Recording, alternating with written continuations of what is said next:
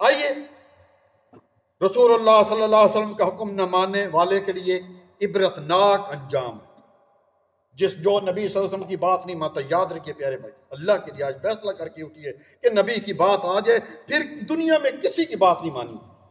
کوئی دنیا کا مفتی ہو کہ عالم دین ہو، کتنا بڑا سکالر ہو، رسول اللہ صلی اللہ علیہ وسلم کا حکم آ گیا، صحیح آ گیا، بس ہم اس پر عمل کریں گے. دیکھیے آج ایک شخص کے بارے میں میں آپ کو سناتا ہوں کتنی بڑی اس کو سزا ملی دنیا میں.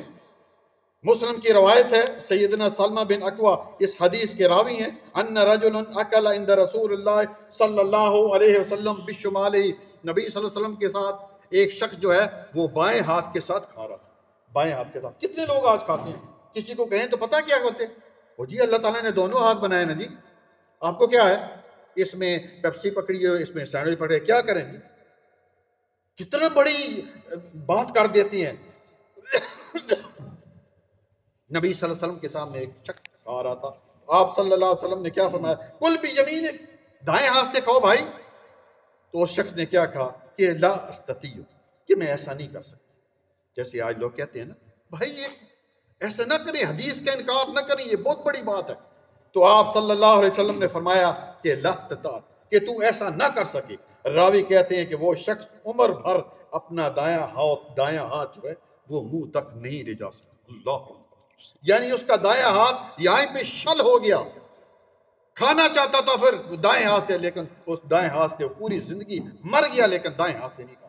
یہ ہے نبی صلی اللہ علیہ وسلم کی جو ہے وہ نافرمانی کرنے کی سزا. اور بھی بہت ساری سزائیں بھائیو، اللہ کے لیے آج یہاں سے اٹھیے اور یہ عہد کر کے اٹھیے کہ نبی صلی اللہ علیہ وسلم کی بات آ جائے، پھر کسی کو نہیں دیکھنا کہ پاکستان میں کون کیا کر رہا ہے، سعودیہ میں کیا کر رہا ہے، فلاں بحرین میں کیا کر رہا ہے، فلاں جگہ کیا کر رہا ہے، فلاں امام کا قول کیا ہے، فلاں کا کیا ہے. نبی صلی اللہ علیہ وسلم کا جس کا ہم نے کلمہ پڑھا ہے اس کی بات ماننی پڑے گی، ورنہ قبر میں پیارے بھائیو دوسرا سوال جو ہے من ربوں کے بعد ومن نبیوں کا دوسرا سوال آپ سے پوچھا جانے کا ہے، نبی کون تھے؟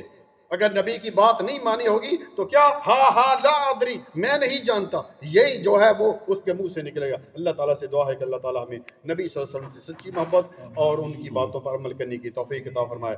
جزاک اللہ خیر، بارک اللہ فیک.